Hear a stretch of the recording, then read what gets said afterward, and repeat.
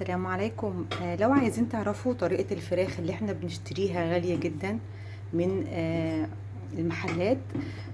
بصوا ما شاء الله طريقتها جميلة جدا. اللي عايز يعرف الطريقة اتعملت ازاي بالمنظر ده والبطاطس والطحينة طبعا، ادخلوا على قناتي على اليوتيوب اسمها ملكة المطبخ بنفس الصورة ونفس الاسم، ويشوفوا الطريقة بالظبط معمولة ازاي. بصوا ما شاء الله في اسرار كده وحاجات كده جميله قوي هتعجبكم ان شاء الله. مع السلامه. السلام عليكم، عاملين ايه؟ النهارده هنعمل الفراخ المشويه. احنا هنشويها بطريقه حلوه قوي، هتكون بنفس الطريقه بتاعه الحاتي ونفس الشكل والطعم وانضف واحلى واوفر كل شيء حلو. عايزين دلوقتي لو عايزين تجيبوا فراخ، عايزين تجيبوا وراك، عايزين تجيبوا حتى لو صدور، بس تخلوا لو هتجيبوا الصدور تخلوا او هتعملوا الصدور يبقى يكون فيها الجلد ويكون فيها الجناح كده، يعني ربع مثلا على بعضيه. ونغسلها كويس قوي ونبدا ان احنا نتعامل معاها زي ما بنعمل كده. التتبيله دي بتكون عباره عن ايه؟ عباره عن بصل وجزر وفلفل مع معلقتين خل، معاهم كمان شويه زبادي او شويه لبن، ملح، فلفل اسود، كمون، شويه شطه.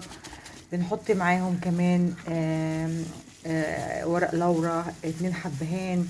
بنحط برضو جوز الطيب. كل الحاجات دي بتدي نكهة وبتدي طعم حلو قوي جميل للفراخ المشوية. تمام. ونبدأ ان احنا نتبلها زي ما حضراتكم شايفين كده، ونسيبها في التتبيلة دي على الاقل نص ساعة تشرب من التتبيلة الجميلة بتاعتها دي. وبعدين بعد كده هنشوف هنعمل ايه.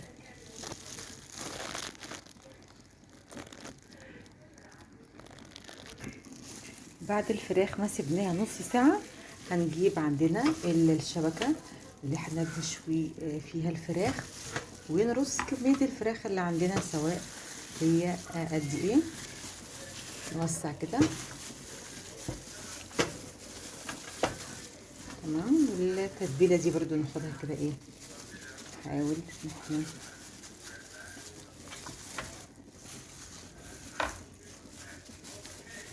كده. بعد كده في المرحلة دي نبدأ بقى نقفل عليها الشبكة بتاعتنا.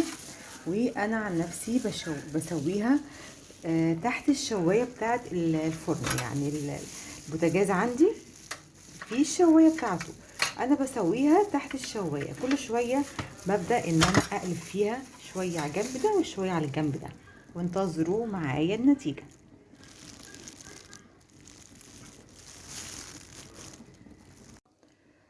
دي شكل الفراخ لما خرجت من الفرن.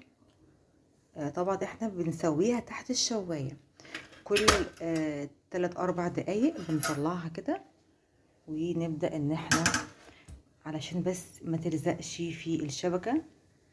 تمام. ده كده الشكل اللي بتكون هي عليه ما شاء الله، حاجة انضف واحلى واطعم كتير جدا، وطبعا سعر اوفر.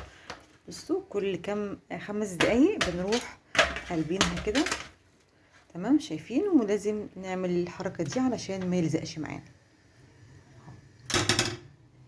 هندخلها شوية على الجنب ده علشان تكمل تسوية وهتشوفوا شكلها النهائي.